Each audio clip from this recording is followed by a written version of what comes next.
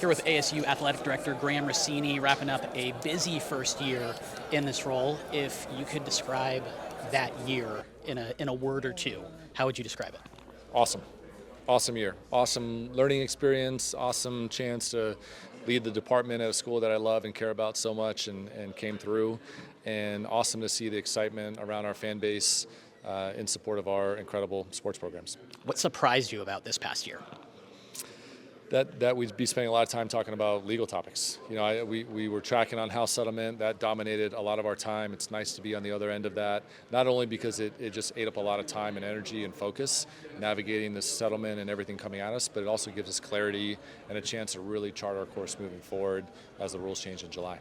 You mentioned trying to free up your coaches to do what they've been hired to do, and that's coach. Yeah. How does this department do that? We're going to continue to build a department that is obsessing over the people who obsess over us, and that's building a fan base, that's storytelling, that's operating at a higher level. I don't believe that athletes should be employees. I do believe that we need to run a better business within college sports, and that really allows us to take on the heavy lifting of creating connections and relationships and resources that allow our coaches to do just that, coach and lead at a high level every single day, because they are the ones interacting with our student athletes every single day. We've got 600 athletes from all over the world. They need positive leadership. They need connected individuals that are helping them through this journey. We want to compete. We want to win. That's never going to be a goal that we compromise, but the point of what we do is developing young people through sport. And so the more that we can free up our coaches to lead and guide these young people, I feel like we're doing our jobs.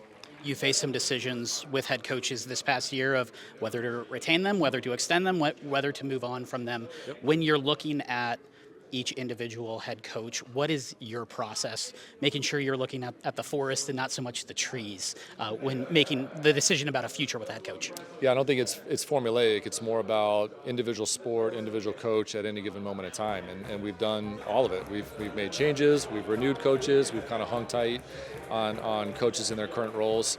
It's all about the relationship, and the benefit of going into a year two is that we've started to build a relationship. We've got much more perspective across all 26 sports. We have 20 head coaches for those 26 sports.